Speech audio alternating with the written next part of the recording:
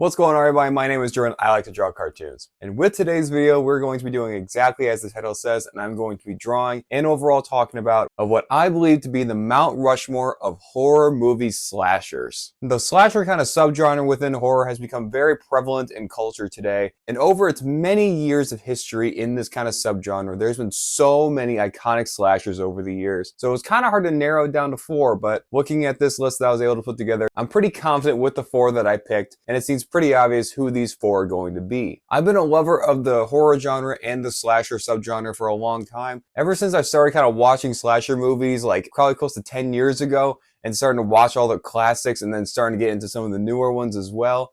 I really love the genre, so I'm very excited to talk about these. But what exactly makes a good slasher? What makes a good horror movie slasher? One thing that you really gotta have, you gotta have an iconic look. You gotta have something about you that makes you stick out, because the whole slasher genre as a whole is becoming very, very saturated. There's so many people trying to get some money out of that genre, trying to exploit how popular it is by making movies like Winnie the Pooh, Blood and Honey. Making two of those movies is insane. So the slasher genre is becoming very saturated these days, but the ones that stick out absolutely do stick out and are the top names in the game. Another thing you gotta have is good kills. You gotta have iconic moments. And with the slashers I'll be talking about today, they have some of the best kills in the entire genre. Even though people are trying to go for a lot of shock horror stuff these days, trying to come up with some of the craziest stuff like In a Violent Nature, if you guys saw that, that was absolutely insane. They're really trying to step up their game every single year, so there's always an opportunity to grow in that respect. And then another thing that can make you stick out is what weapons you use. If you have a certain iconic weapon that is associated with that slasher,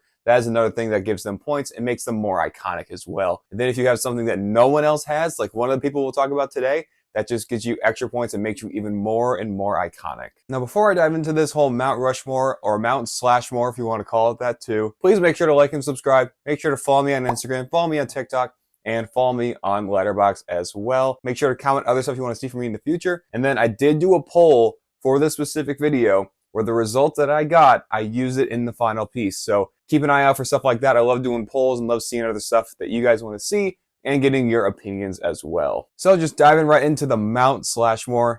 The first person I'm going to talk about is really the GOAT of the slasher genre, in my opinion, and that is Michael Myers. Outside of the Psychos of the world and the other iconic like Alfred Hitchcock action horror movies from back in the day, Michael Myers is the slasher that we can thank for this long, illustrious history of the slasher genre. And not only is he the one who kicked it off, but he's still very prevalent today. He's still very iconic. I thought the 2018 Halloween movie was one of the best Halloween movies we've ever seen. It's so good. It's up there with the original Halloween, in my opinion.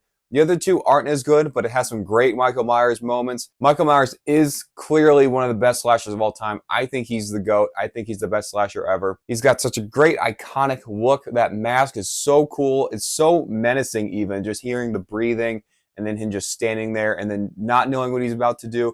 He's got some great moments, some great kills, and he's got just a basic weapon that he uses so very well. I think Michael Myers deserves to be in this conversation and is absolutely up there as one of the greatest slashers ever. And another thing that does help these slashers is if they have a good opponent, if they have a good final girl or final person in that way. And that is what Michael Myers has in spades with Jamie Lee Curtis as Laurie Strode. So many movies they've faced off, and in so many movies they've had incredible battles together, especially again in this most recent trilogy, especially in 2018. It just is another thing that makes that slasher stand out and have more iconic moments, is if they have someone to face off with and someone to be their yin and yang in some ways. So that's another thing that puts Michael Myers above the rest. Moving on to the next guy, and the next guy on Mount Slashmore, in my opinion, is Jason Voorhees. Now, Jason Voorhees is definitely another example of an iconic look. Jason has one of the most iconic looks out there in the slasher genre, and it's something just so simple. Like, kind of like with Michael Myers, that was literally just a spray-painted William Shatner mask, but it translates so well into that character. You just take a basic old-fashioned hockey mask, and it just works well for this character. Incredible. And Jason is just a brute force, awesome slasher with some awesome moments, and probably one of the greatest kills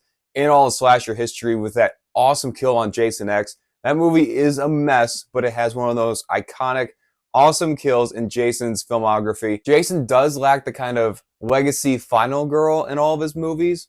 He also doesn't have the best throughout his entire filmography. It really falls off from anything basically after Friday 3. It's just kind of a mess. But similar to the Halloween 2018, I think the reboot in like 2008, 2009, I think that's probably the best Friday the 13th movie out there. Because one thing that definitely is a knock against Jason is that one of his best movies in the franchise, he's not even the main slasher. It's Mrs. Voorhees. So that's a little knock against him, but he still definitely deserves to be in this conversation. And that's why he's on this Mount Rushmore. Moving on to the next slasher, and up next, I got Freddy Krueger. Now, Robert Englund as Freddy Krueger is such an iconic horror movie character, an iconic villain.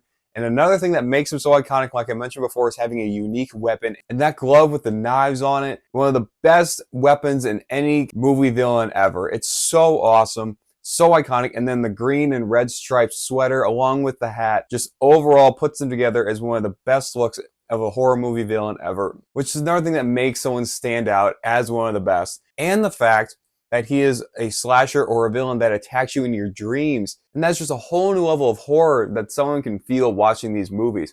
Because over time, when you watch a bunch of slasher movies or a bunch of horror movies, you can become a little desensitized to it. But a villain that can attack you in your sleep is a new idea we hadn't seen before at that time. And it was a great idea for this character that is still iconic today. Outside of the reboot that they did recently, in like 10 years ago, that was pretty bad.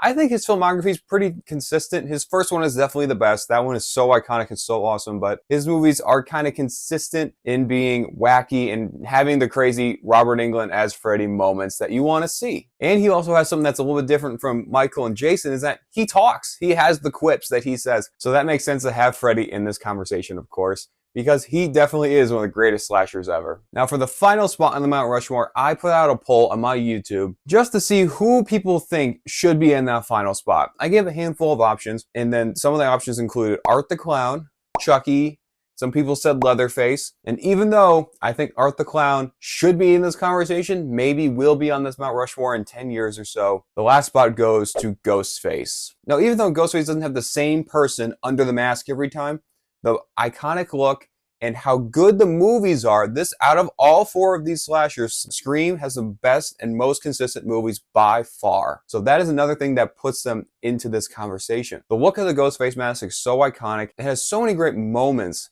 as this kind of villain, including so many great reveals. That is just something that Scream did. Scream was a parody of the horror genre, but then ended up reinventing it into a whole new thing with awesome movies and awesome moments. That's one of the best things about the Scream franchise. And like I said, if you have a final girl, someone like that, the yin and the yang to Ghostface, like Sidney Prescott, it allows you to be in this conversation, to be on Mount Slashmore. So there you have it. There is the whole Mount Rushmore of slashers, or Mount Slashmore: Michael Myers, Jason Voorhees, Freddy Krueger, and Ghostface. Let me know what you guys think about this in the comments. I really loved making this. I'd love to make more things like this. What would you want to see the Mount Rushmore of? The Mount Rushmore of horror movies, Mount Rushmore of movie villains, Mount Rushmore of MCU movies, MCU characters, stuff like that. Let me know. I'd love to make more stuff like this. This was so much fun. Thank you guys so much for watching. Make sure to, once again, like and subscribe. Follow me on Instagram, follow me on TikTok, and check out my letterbox as well.